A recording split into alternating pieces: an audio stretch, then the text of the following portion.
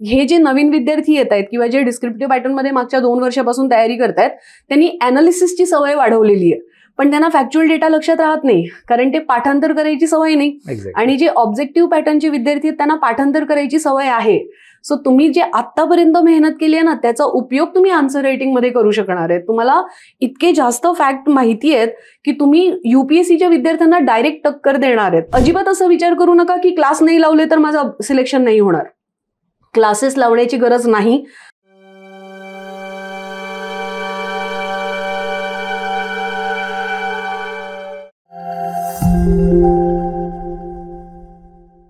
नमस्कार, मी किरण निंबोरे, वास्तव कट्ट्यावरती आपल्या सर्वांचं स्वागत. आपल्या सर्वांना माहिती की 2023 मध्ये MPSCने डिस्क्रिप्टिव्ह पॅटर्न आणला. जसं की UPSCचा जो सिलेबस आहे as it is syllabus MPSC मध्ये आणला, म्हणजे MPSCचा सिलेबस बदलणार. आणि ही माहिती ज्यावेळेस विद्यार्थ्यांना कळली त्यावेळेस विद्यार्थी थोडेसे संभ्रमात गेले, कारण विद्यार्थ्यांची मागणी होती की कुठेतरी आम्हाला वेळ द्या. आणि आंदोलनं झाली, आपल्या सर्वांना या सगळ्या गोष्टी माहिती आहेत. आणि MPSCने 2 वर्षाचा कालावधी दिला आणि 2 वर्ष संपलेले आहेत. आता विद्यार्थी पुन्हा संभ्रमात आहेत की 2 वर्ष वाढून मिळाले, पण आता करायचं काय. आणि वेगवेगळे प्रश्न असतात की डिस्क्रिप्टिव्ह पॅटर्नमध्ये आता डिस्क्रिप्टिव्ह पॅटर्नला सामोरं जायचं तर कशा पद्धतीने जायचं, डिस्क्रिप्टिव्ह पॅटर्न काय आहे. जर तुम्हाला पेपर लिहायचा आहे, आता आपल्याला आजपर्यंत गोल करायची सवय होती, आता पेपर लिहायचा आहे, तर तो पेपर कसा लिहायचा आणि कशा पद्धतीने सामोरे जायचं, जुन्या विद्यार्थ्यांनी काय करायचं, नवीन विद्यार्थ्यांनी काय करायचं. आणि ह्या सगळ्या प्रश्नांची उत्तरं आमच्याकडे तर नव्हती, परंतु कारण आम्ही UPSC कधी दिलेली नाही आणि त्याचा आमचा अभ्यास नाही, त्याच्यामुळे कुठेतरी या प्रश्नांची उत्तरं विद्यार्थ्यांपर्यंत पोहोचवायची होती. म्हणून आज आपण वास्तव कट्ट्यावरती युगांतर अकॅडमीच्या संचालिका माननीय दीप्ती नायर मॅडम आमंत्रित केलेलं आहे. मॅडम, आपलं स्वागत वास्तव कट्ट्यावरती. खरं तर मॅडमविषयी सांगायचं झालं तर मॅडम या क्षेत्रामध्ये 10 वर्षापासून विद्यार्थ्यांना गाईड करत आहेत. मॅडमने आजपर्यंत मला वाटतं 7-8 राज्यांमध्ये तुम्ही UPSCच्या विद्यार्थ्यांना कोचिंग करताय. आणि असं म्हणायला हरकत नाही की आपण पाहतो की जेवढे कोचिंग क्लासेस आहेत त्याचे जे संचालक आहेत हे जेंट्स आहेत. आणि आज एक संचालिका मॅडम, मला वाटतं तुम्ही पहिल्या संचालिका असतील की एका अकॅडमीच्या महाराष्ट्रातल्या की पहिल्या संचालिका असताल की ज्या महिला आहात. सिंगल सब्जेक्टवाल्या आहेत देखील, परंतु एक अकॅडमी चालवणाऱ्या कदाचित तुम्ही पहिल्या असताल. आणि तुमचा 10 वर्षाचा अनुभव आहे. तुम्ही अनअकॅडमीला पण शिकवलेला आहे. तुम्ही यशदामध्ये देखील मला वाटतं इकॉनॉमिक्सचा कोर्स विद्यार्थ्यांना देत होतात. आणि एकंदरीत तुमचा जर अनुभव पाहिला तर तुमच्याकडून ही अपेक्षा आहे की विद्यार्थ्यांचे हे जे प्रश्न आहेत की आता डिस्क्रिप्टिव्ह पॅटर्न आलाय, आता तो लागू होणार नाही लागू होणार, याच्यामध्ये 2 गट होते, 2 वर्षाचा कालावधी मिळाला, आता विद्यार्थ्यांना सामोरं जाणं गरजेचं आहे. सो तुमचा त्याच्यामध्ये अभ्यास आहे. मुलाखतीच्या सुरुवातीलाच हा प्रश्न महत्त्वाचा आहे की पॅटर्न तर बदललाय, ॲज इट इज UPSCचा पॅटर्न MPSC राबवणार आहे. कशी तयारी केली पाहिजे विद्यार्थ्यांनी? आता जे डिस्क्रिप्टिव्ह पॅटर्नमध्ये अभ्यास करणारे विद्यार्थी आहेत त्यांच्या 2 कॅटेगरीज आहेत. ते आता नवीन विद्यार्थी येत आहेत जे अंडर ग्रॅज्युएट आहेत, त्यांच्यासाठी ही खूप सुवर्ण संधी आहे कारण ते सुरुवातीपासूनच डिस्क्रिप्टिव्हचा अभ्यास करतायत. पण जे ऑब्जेक्टिव्ह पॅटर्नमध्ये होते आधी आणि त्यांचे आता अटेम्प्ट ऑब्जेक्टिव्ह पॅटर्नवरून डिस्क्रिप्टिव्ह पॅटर्नमध्ये शिफ्ट होत आहेत, पहिले तर त्यांनी हे लक्षात ठेवा की घाबरू नका, है ना. कारण सिलेबस बदललाय, फक्त पॅटर्नमध्ये विषय तेच आहेत. तुम्ही तिथेही इतिहास, भूगोल, पर्यावरण वगैरे वाचत होतात आणि इथेही तेच विषय आहेत, फक्त आता त्याचं तुम्हाला अनालिसिस जास्त करायचंय, त्याला डिटेलमध्ये वाचायचंय आणि स्वतःच्या शब्दात मांडायला शिकायचंय. बरोबर, ठीक. म्हणजे खूप काही असं परिवर्तन झालेलं नाहीये. टेक्निकली विषय सोपा झालाय, कारण बघा ऑब्जेक्टिव्ह पॅटर्नमध्ये कसं होतं की तुम्ही 1 प्रश्न आहे आणि 4 उत्तर आहेत आणि त्याला गोळे रंगवायचे होते, राईट. आणि जर तुम्ही चुकून गोळा Bचा C रंगवला तर तुमचे मार्क्स कट होणार. पण इथे तुम्ही जे काही लिहिणार त्याला अर्धा, 1, 2 तरी मार्क मिळतील, तुमचा पूर्ण 0 मार्क होणार नाही. सो ही एक पॉझिटिव्ह बाजू आहे बेसिकली याची. आता या अभ्यासाची सुरुवात करताना काय करायचं तर सगळ्यात पहिले तर तुम्ही सिलेबस पाहून घ्या. सिलेबस आयोगाने डिटेल दिलेला आहे, पूर्ण उलगडून दिलेला आहे. खूप मोठा 42 पानांचा सिलेबस आहे आपला. सो त्या सिलेबसला पहा, त्याच्यातले मायन्यूट मुद्दे जे आहेत त्याला अंडरलाईन करा, त्याला अनालिसिस करा आणि तुम्ही आतापर्यंत काय काय वाचलेलं आहे ते त्याच्यात तुम्हाला मिळतंय की नाही ते बघा.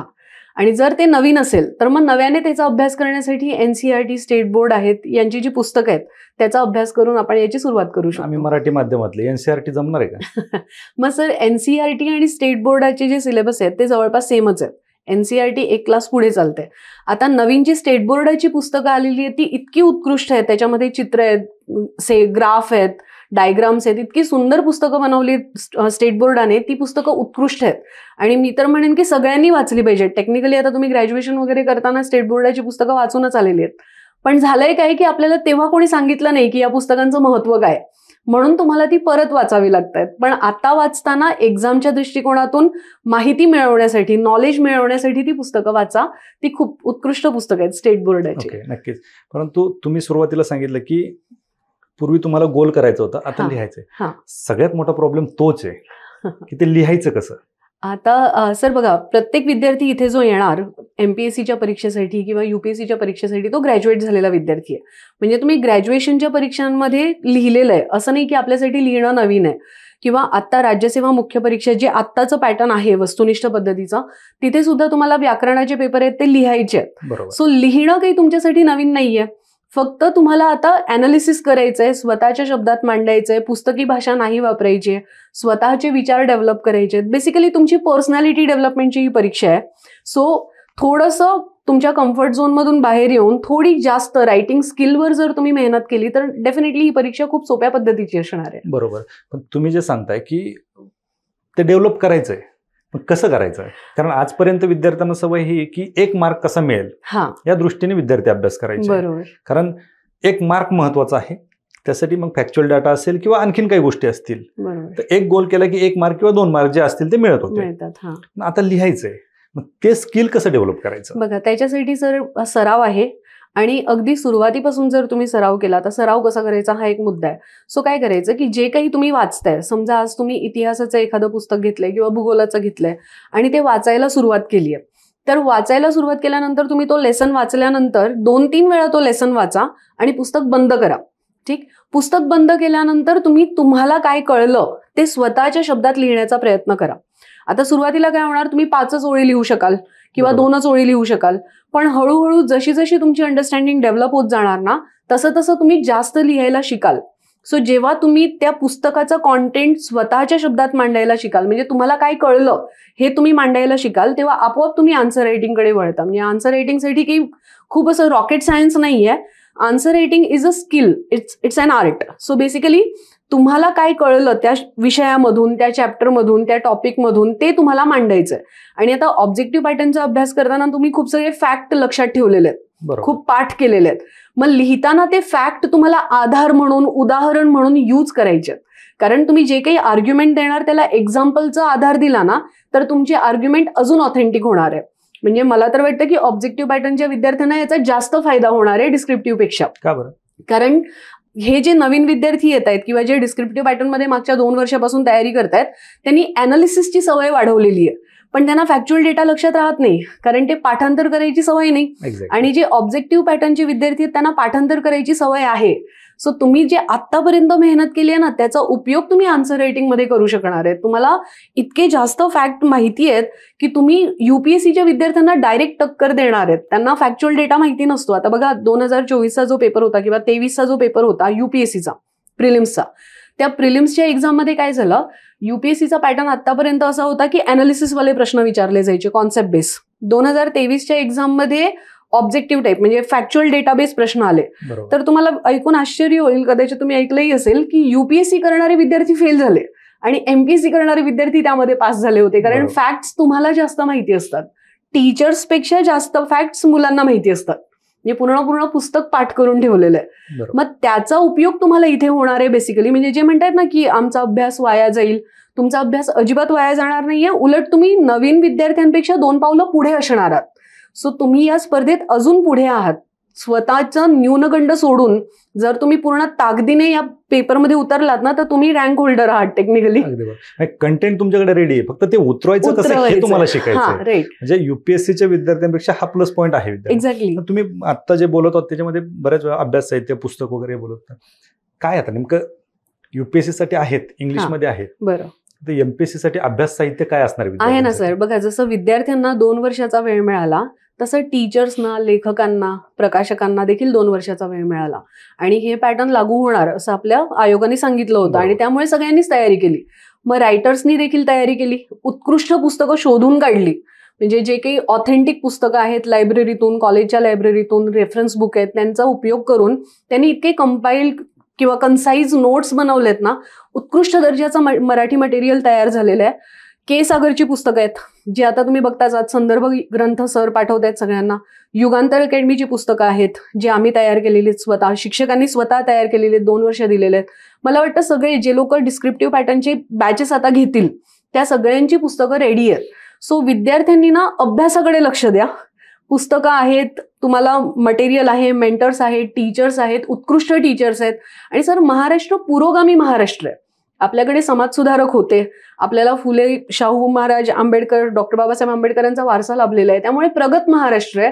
तुम्ही 1 पाऊल पुढे टाकलं तर 2 पावलं तुमच्या आधी लोक उभी आहेत तुम्हाला मदत करायला. त्यांची मदत घ्या. मेंटरशिप प्रोग्राम्स आहेत, आन्सर रायटिंगच्या बॅचेस आहेत आणि मेंटरशिप प्रोग्राम फ्री आहेत.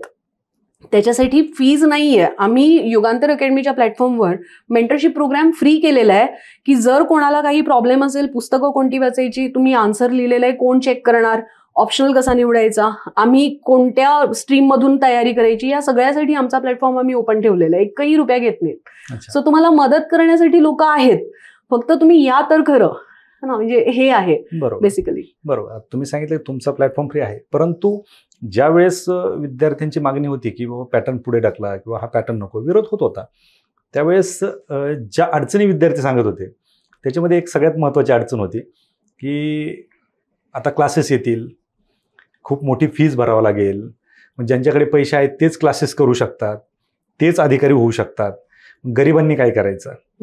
असं काय आहे का, फक्त क्लास केला तरच तुम्ही आता अधिकारी बनू शकता?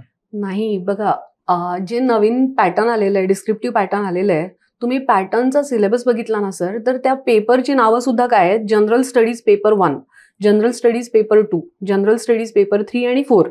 सो जनरल स्टडीज म्हणजे काय की एखाद्या सामान्य माणसाला ज्याचं नॉलेज आहे तेवढेच प्रश्न तुम्हाला विचारले जाणार आहेत. आयोगाने सिलेबस देताना 10वीचा स्टँडर्ड दिलेला आहे, ग्रॅज्युएशनचा स्टँडर्ड दिलेला आहे आणि ते आपण सगळे करून आलेलो आहोत. क्लासेसची भूमिका काय असते? आता तुम्ही म्हणालात मी संचालिका आहे आणि या वास्तव कट्ट्यावर येऊन इतकी मोठं बोलणं म्हणजे थोडंसं घातक आहे हे माझ्यासाठी, पण तरी मी तुम्हाला एकदम जेन्युइन सांगते विद्यार्थ्यांच्या दृष्टिकोनातून की क्लासेसचा रोल डिस्क्रिप्टिव्ह पॅटर्नमध्ये 30%चा असणार आहे. 70% मेहनत तुमची आहे. बरोबर. आम्ही फक्त तुम्हाला दिशा दाखवणार आहोत की कोणती पुस्तकं वाचा, कसं वाचा, कोणत्या विषयाला किती वेटेज आहे, किती तास द्या, तुम्ही अभ्यास कसा करा किंवा तुम्हाला ट्रॅकवर ठेवणं हे आमचं काम आहे. आम्ही तुम्हाला दिशा दाखवणार आहोत. लढाई तुमची आहे, युद्ध तुमचं आहे. तुम्हाला तुमची अंडरस्टँडिंग डेव्हलप करायची आहे, तुम्हाला तुमचा अभ्यास करायचा आहे, तुमचे पेपर तुम्हालाच लिहायचे आहेत, टीचर्स लिहिणार नाहीयेत. त्यामुळे अजिबात असं विचार करू नका की क्लास नाही लावले तर माझं सिलेक्शन नाही होणार. क्लासेस लावण्याची गरज नाही. जर तुम्हाला अफोर्डेबल असेल तरच क्लास लावा, पहिली गोष्ट. आणि क्लासेसमध्ये असलेले स्पर्धा परीक्षेचं क्षेत्र खूप जास्त महत्वाचं क्षेत्र आहे, जबाबदारीचं क्षेत्र आहे. त्यामुळे आम्ही आमची जबाबदारी ओळखून आहोत की आम्ही अधिकारी घडवतोय. आम्ही कमर्शियलायझेशन ऑफ एज्युकेशन करणं शक्यच नाही. एज्युकेशन खूप पवित्र विषय आहे ना, आणि त्यामुळे मग खूप मोठ्या फीज घेतल्या तरच यांचं सिलेक्शन होईल असं काही नाही आहे सर. आमच्याकडे न एनरोल केलेला विद्यार्थी जरी आला तरी आम्ही तसंच गायडन्स देणार आहोत जो एनरोल केलेला विद्यार्थी आहे त्याच्यासाठी. मग आता मुद्दा हा आहे की क्लासेस कोणी लावायचे? मग क्लासेस त्यांनी लावायचे ज्यांनी एकदम सुरुवातीपासून नो वाईस एकदम नवीन विद्यार्थी आहेत, ज्यांना काहीच माहिती नाहीये आणि ज्यांना 1-2-4 वर्ष अफोर्ड करू शकतात ते की मी घरून सधन आहे आणि मी एखाद्याची मेंटरशिप, जसं तुम्ही जिमला जाता, जिमला गेल्यानंतर पर्सनल ट्रेनर घेतल्यावरच तुमचा एक्सरसाइज होतो का? असं नाहीये है ना. सो सेम, जर तुम्हाला वाटत असेल की मला कोणीतरी गाईड पाहिजे माझा स्वतःचा तर तुम्ही क्लास लावा.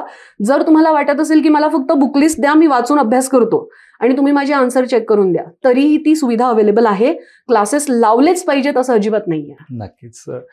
खरं तर एवढं प्रामाणिकपणे, कारण कितीही नाही म्हणलं तरी एका अँगलनी जरी तुम्ही विद्यार्थ्यांना गाईड करत असला तरी दुसऱ्या अँगलनी तो तुमचा व्यवसाय. एक्झॅक्टली. तरी पण तुम्ही प्रामाणिकपणे मत मांडलं त्याबद्दल तुमचं खरंच आभार. थँक्यू. दुसरी एक गोष्ट की आता लिखाण तर करायचंय, उत्तर तर लिहायचंय, पण काय सांगाल तुम्ही की जे नवीन विद्यार्थी आहेत, संभ्रमात आहेत, तुम्ही जसं सांगितलं की कंटेंट त्यांच्याकडे पाहिजेत आहे, पण प्रत्येक गोष्टीचं नॉलेज त्यांना असेल असं नाहीये, आणि जो अभ्यास केलाय याच्या व्यतिरिक्त अजून कुठले सब्जेक्ट ऍड झालेत का की विद्यार्थी आता अभ्यास करतोय राज्यसेवेचा आणि त्याच्या व्यतिरिक्त त्याला वेगळं काय करायची गरज आहे?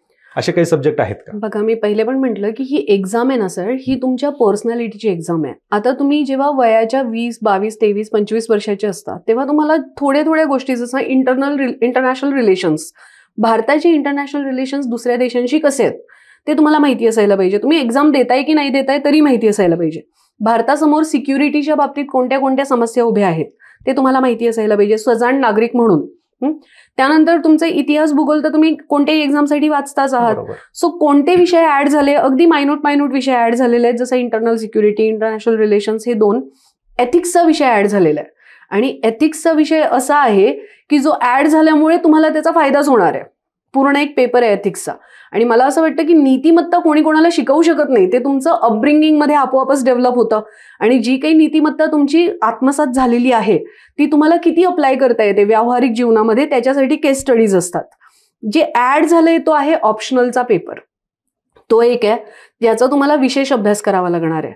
पण ऑप्शनलचा पेपर निवडताना देखील तुम्ही ग्रॅज्युएशन ज्या विषयात केलेलं आहे किंवा तुम्ही ज्याला परिचित आहात, ज्याचा थोडाफार बॅकग्राऊंड आहे, असेच ऑप्शनल विद्यार्थी निवडतात. त्यामुळे की खूप जास्त बदल असा झालेला नाहीये. फक्त बदल हा आहे की तुम्हाला डिटेल अभ्यास यामध्ये करावा लागणार आहे. So detailing analysis, critical thinking ना, किंवा एखाद्याचं परीक्षण करणं, समीक्षात्मक परीक्षण, हे आता करावं लागणार आहे. आणि जे की आपल्या पर्सनॅलिटीमध्ये ऍड ऑन होणाऱ्या गोष्टी आहेत. आता तुम्ही अधिकारी आहात, प्रशासनिक अधिकारी आहात, आणि डिप्लोमॅटिक अधिकारी किंवा प्रशासनिक अधिकारी, ऍडमिनिस्ट्रेशन जे असतं ते कोणत्याही गव्हर्नमेंटचे पिलर्स असतात. जर तुम्ही क्रिटिकल थिंकिंग करू शकत नाहीये, तुमचं अॅनालिटिकल ॲबिलिटी कमी आहे किंवा तुम्हाला अंडरस्टँडिंग नाही आहे सब्जेक्टची, तर तुम्ही पॉलिसी कसं बनवणार?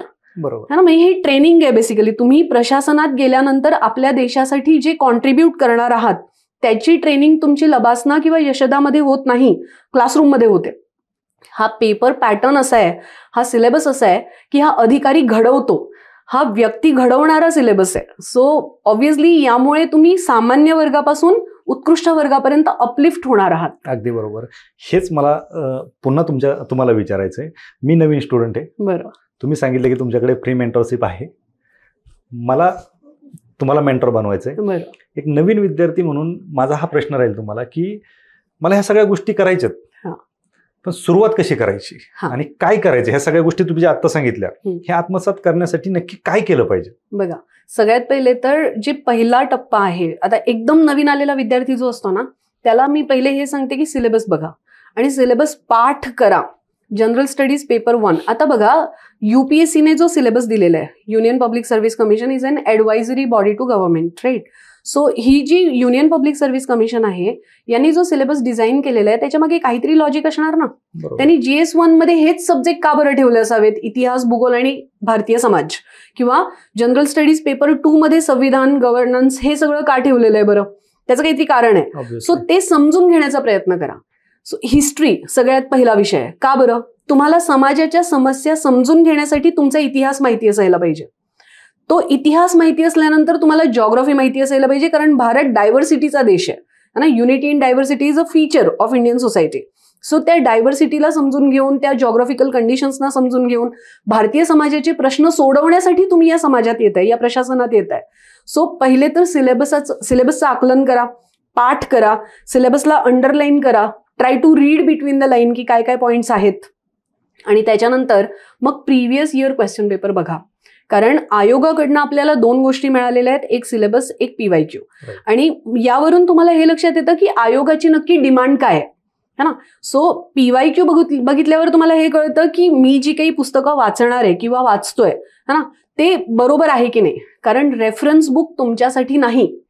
बिपिनचंद्र सरांनी, उपेंद्रसिंग मॅडमनी किंवा अर्जुनदेव सरांनी, रोमिला थापर मॅडमनी, या सगळ्यांनी जी पुस्तकं लिहिली त्यावर कुठे हे लिहिलंय का की ही UPSC साठी पुस्तकं आहेत? ही रेफरन्स बुक आहेत.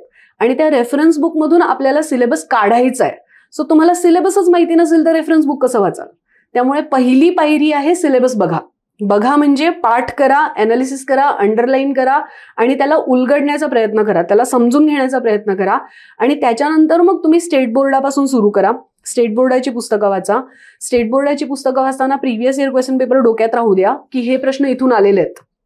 आणि त्याच्यानंतर मग तुम्ही नोट्स बनवायला सुरू करा. सो बेसिकली या पहिल्या पायऱ्या आहेत. सो या सगळ्या गोष्टी झाल्या मॅडम. पण तुम्ही सुरुवातीला सांगता ऑप्शनल विषय एक सांगितलं की हा नवीन आलाय, तर तो कसा असणार आणि तो विद्यार्थ्यांनी कसा निवडला पाहिजे? अगदी बरोबर आहे ना. म्हणजे सगळ्यांसमोर मला वाटतं हाच प्रश्न आहे सध्या की ऑप्शनल कोणता निवडायचा. कारण बरेच जण मार्क कुठला विषय जास्त देतो याच्यावरती जास्त चर्चा असते. तुम्ही काय सांगा? बघा, आता मी पहिले ट्रेंड सांगते तुम्हाला की काय विद्यार्थ्यांची काय म्हणजे कसं ते निवडतात ते पहिले तुम्हाला सांगते. विद्यार्थी काय करतात, एकतर ना यांचं source of knowledge YouTube video आहेत किंवा इंस्टाग्राम रील्स आहेत, याच्यावर बघून ते बघतात की अच्छा ट्रेंडिंग टॉपिक हा आहे, sociology is a trending topic किंवा एन्थ्रोपोलॉजी इज अ ट्रेंडिंग टॉपिक, आणि मग सगळे लोक तेच घेतात म्हणून आम्ही पण तेच घेणार. असं करू नका. तुम्ही ऑप्शनल निवडताना 2-3 गोष्टी पहिले लक्षात ठेवा.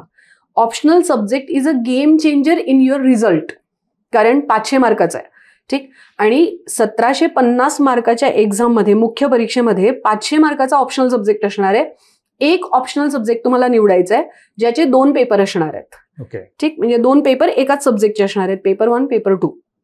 ऑप्शनल सब्जेक्ट निवडताना सगळ्यात पहिले तर हे बघा की तुमचं जे बॅकग्राऊंड आहे. आता काही विद्यार्थी म्हणतात आम्ही इंजिनियर आहोत, आम्हाला तर हे ह्युमॅनिटीचे सब्जेक्टच नाही माहिती. मग त्या विद्यार्थ्यांनी काय करायचं, जर तुम्ही आर्ट्स बॅकग्राऊंडचे असाल तर वेल अँड गुड की तुम्ही ग्रॅज्युएशनमध्ये ते वाचलेलं आहे. पण जर तुम्ही ग्रॅज्युएशनमध्ये ते सब्जेक्ट वाचले नाहीत, एकदम नवीन येत आहे, तर 2 गोष्टी लक्षात ठेवा की पहिले तर तुमचा हा जो ऑप्शनल सब्जेक्ट आहे ना, त्याला तुम्हाला जास्त वेळ द्यावा लागणार आहे, कारण तो 500 मार्कांचा आहे. तो सब्जेक्ट जनरल स्टडीजच्या कोणत्या तरी सब्जेक्टला ओव्हरलॅप करणारा असावा. GS 1, 2, 3, 4 मध्ये कुठेतरी यायला पाहिजे. एसे रायटिंगला जो त्याची मदत मिळायला पाहिजे, कारण तुम्हाला 2-2 सब्जेक्ट तयार करता येणार नाहीत, ठीक. महत्वाचं म्हणजे त्याचे रेफरन्स बुक अवेलेबल असायला पाहिजे. तुम्ही मराठीमध्ये जर पेपर लिहिणार असाल तर मराठीमध्ये संदर्भ ग्रंथ त्याचे असायला पाहिजे, आणि त्याचे गाईड, त्याचे मेंटर, त्याचे टीचर तुमच्या समोर असले पाहिजेत नेहमी. तुम्हाला कॉलवर, व्हॉट्सअपवर त्यांच्याशी बोलता यायला पाहिजे. तुम्ही अडचणीत आला तर त्यांची अपॉइंटमेंट घेऊन भेटायची गरज पडणार नाही. तुम्हाला एक कॉल अवे तुमचा टीचर असायला पाहिजे. त्या टीचरचा त्या सब्जेक्टवर होल्ड असला पाहिजे.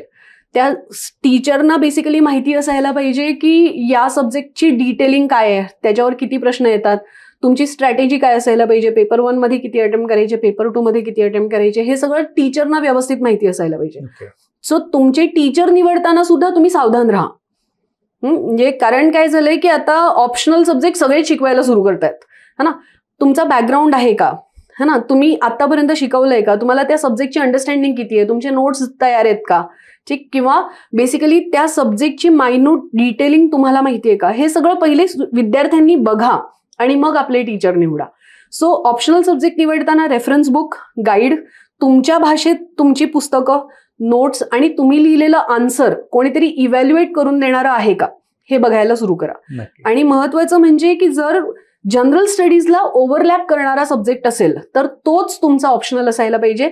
उगीच एखादा सब्जेक्ट ट्रेंडिंग आहे म्हणून घेऊ नका.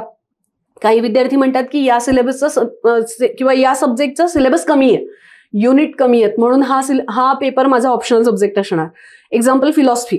आता फिलॉसॉफीमध्ये सिलेबस कमी आहे, पण फिलॉसॉफी तुम्ही जेव्हा PhD करता तेव्हा PhDचा फुल फॉर्म काय, doctorate in philosophy. So philosophy is a mother of every subject. मग तो छोटा कसा असणार, त्याच्यात एवढी डिटेलिंग आहे ना की फिलॉसॉफी घेतल्यानंतर विद्यार्थी मग कंटाळायला लागतात की वेस्टर्न फिलॉसॉफर्स, इंडियन फिलॉसॉफर्स, मग अगदी तुम्हाला डिटेल जाता जाता जाता कांद्याच्या परत काढाव्यात तशा ते परता निघत जातात. सो असं करू नका. तुम्ही पहिले ऑप्शनल सब्जेक्ट घेताना अनसॉल्व्ड पेपर बघा.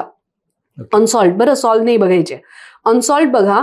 त्या पेपरमध्ये प्रश्न जे असतील ते तुम्हाला फॅमिलियर वाटतायत का, तुम्ही काहीच न वाचता एखादा प्रश्न अटेम्प्ट करू शकताय का, तोंडी तरी.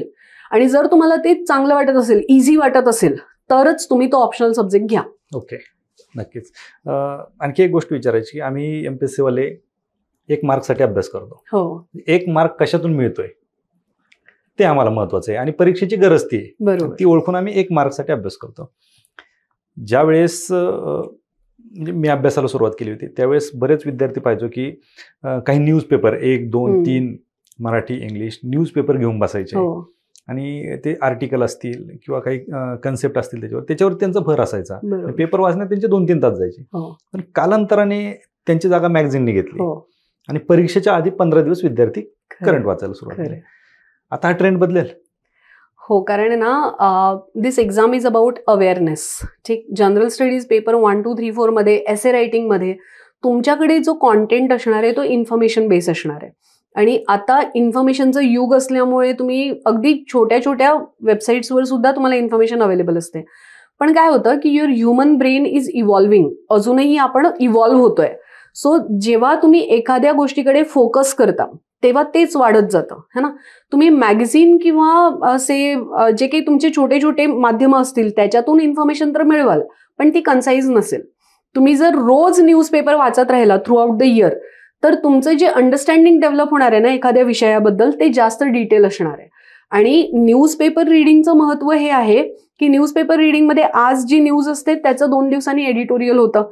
एडिटोरियल 2-3 दिवस चालतं. सो 2-3 लोकांचे तुम्हाला डायमेन्शन कळतात की त्या विषयाला किती डायमेन्शन आहेत, किती त्याला अनालिसिस केलं गेलेलं आहे. मॅगझिन लिहिताना काय होतं की लिमिट येतात, पानांची लिमिट असते, लेखकावर पण खूप जास्त प्रेशर असतं की कमी वेळेत जास्त गोष्टी कव्हर करायच्यात.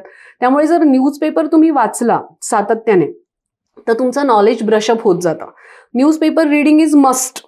इंटरव्ह्यूमध्ये पण कामी येतं, एसे रायटिंगमध्ये पण कामी येतं. लोकसत्ता जर मराठी मीडियमचे विद्यार्थी असतील, इंग्लिश मीडियमचे असतील तर इंडियन एक्सप्रेस आणि द हिंदू हे प्रचलित पेपर आहेत.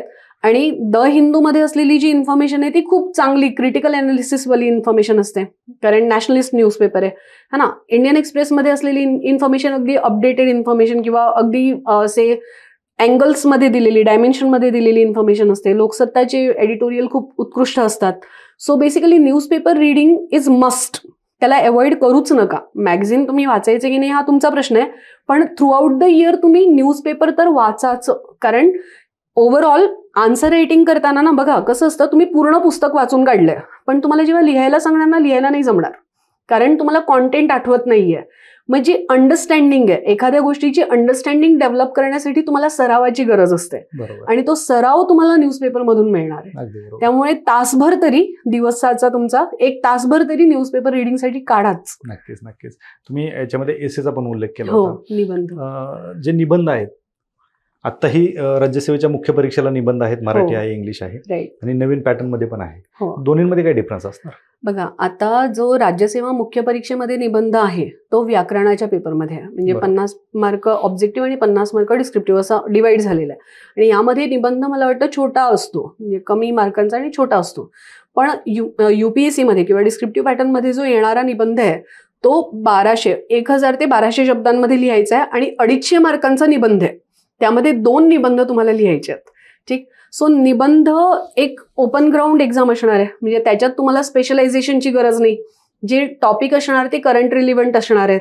ठीक. म्हणजे तुम्ही आतापर्यंत काय काय बघितलं, basically this exam is all about what की the information that is coming to you have to open your eyes and ears, keep your eyes and ears open to the information that is coming to you.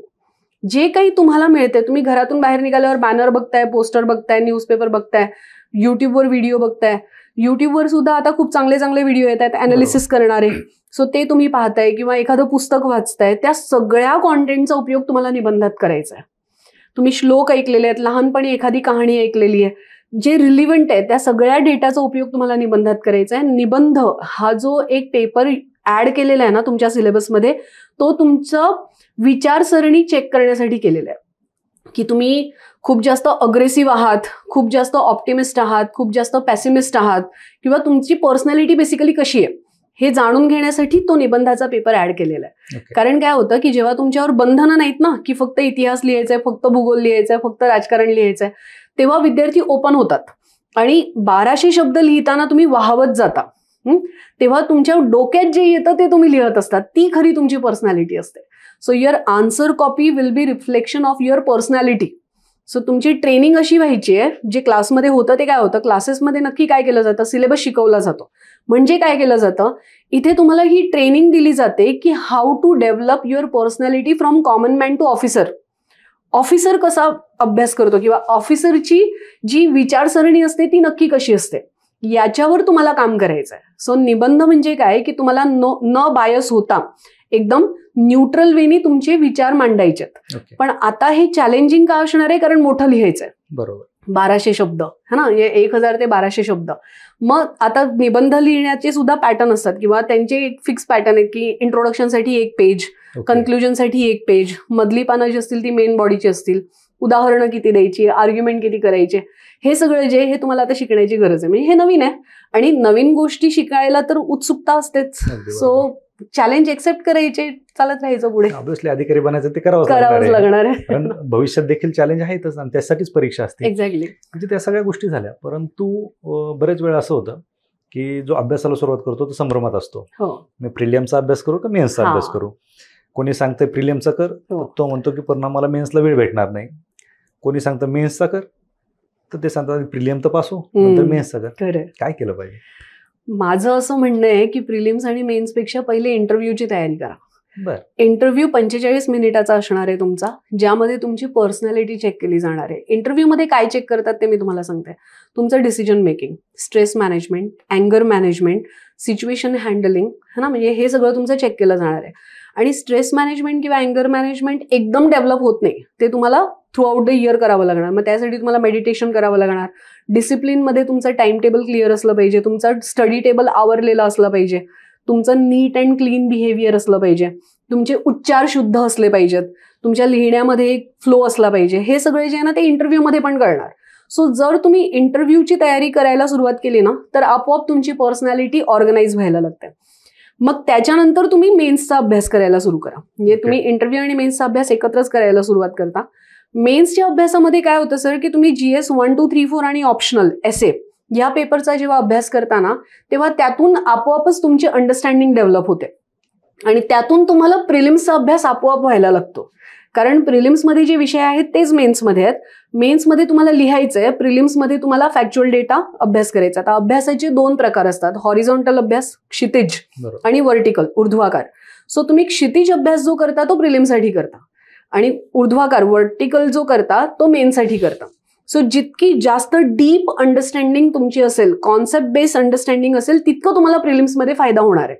So माझ्या मताने, हे माझं opinion आहे की प्रिलिम्सची तयारी वेगळी करताच येत नाही. तुम्ही जे मेन्समध्ये करताना तीच तुमची प्रिलिम्सची तयारी असते. फक्त प्रिलिम्स जेव्हा जवळ येते 3, 4, 5 महिने आधी तुम्ही काय करता की तुमचं नॉलेज ब्रशअप करता. मग जे काही तुम्ही अंडरस्टँडिंग अनालिसिस केलेलं आहे त्याचा फॅक्च्युअल डेटा तुम्ही जास्त अभ्यास करता. तेवढं फक्त तुम्हाला करायचं असतं.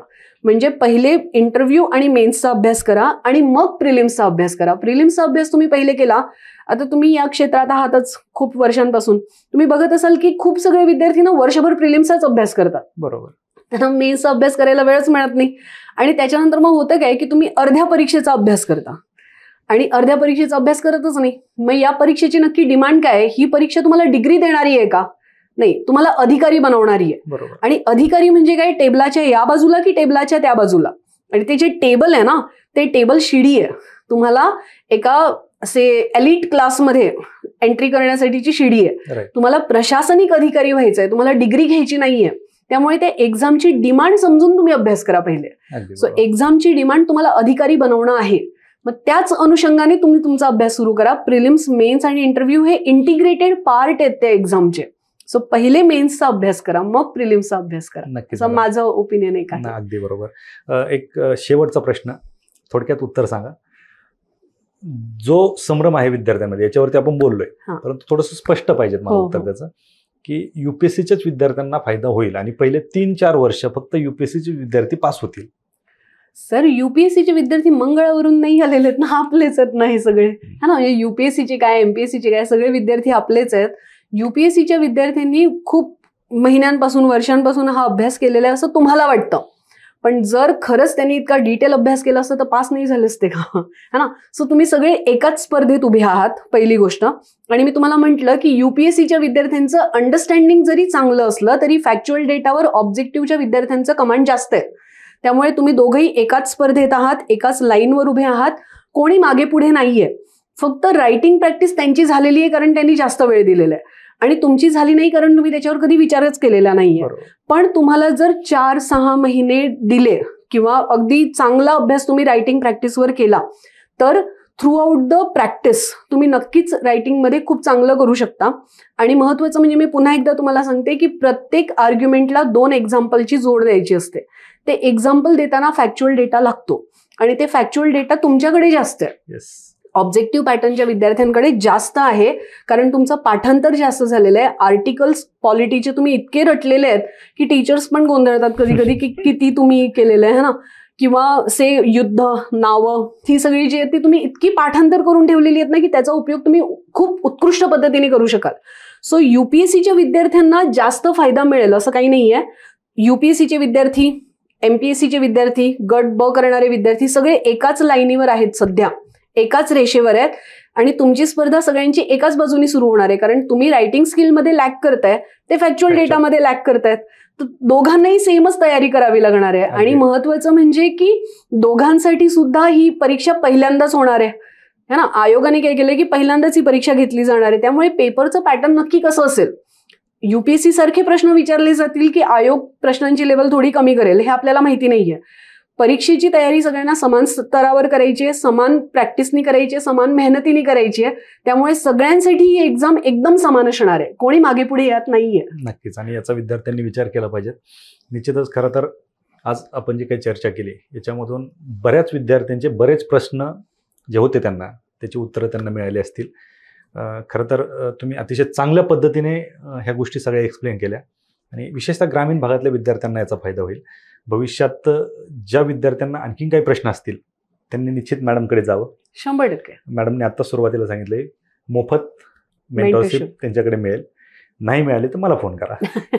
निश्चित मॅडम सगळ्यांना मार्गदर्शन करतील, आणि तुमच्याकडून ती अपेक्षा ठेवतो आम्ही नक्कीच की जे गोरगरीब विद्यार्थी येतील त्यांना तुमच्याकडून मार्गदर्शन मिळेल. तुम्ही वास्तव कट्ट्यावरती आलात, आणि खरंच हे डिस्क्रिप्टिव्ह पॅटर्न काय आहे आणि विद्यार्थ्यांनी कशा पद्धतीने सामोरं गेलं पाहिजे, हा जो संभ्रम होता हा दूर केला, त्याबद्दल आपलं खूप खूप आभार. Thank you sir. सर, वास्तव कट्टेच्या माध्यमातून मी एक गोष्ट अजून सांगू इच्छिते की नक्कीच. महिला डायरेक्टर असल्यामुळे आम्ही महिला विद्यार्थ्यांना खूप प्राधान्य देतो. जर मेंटरशिपसाठी तुम्हाला यायचं असेल तर मला नक्की भेटाच, आणि त्या व्यतिरिक्त तुम्हाला कुठेही काहीही मदत लागली for any reason, I am advocate also, so त्याच्यासाठी सुद्धा मी अवेलेबल आहे. म्हणजे आपण समाजाचं देणं लागतो असं मानूनच युगांतरची पूर्ण टीम काम करते. सो नक्की या हेल्पिंग हँडसाठी आम्ही नक्की तयार आहोत. सो लाभ घ्या. नक्कीच. थँक्यू. Thank you sir.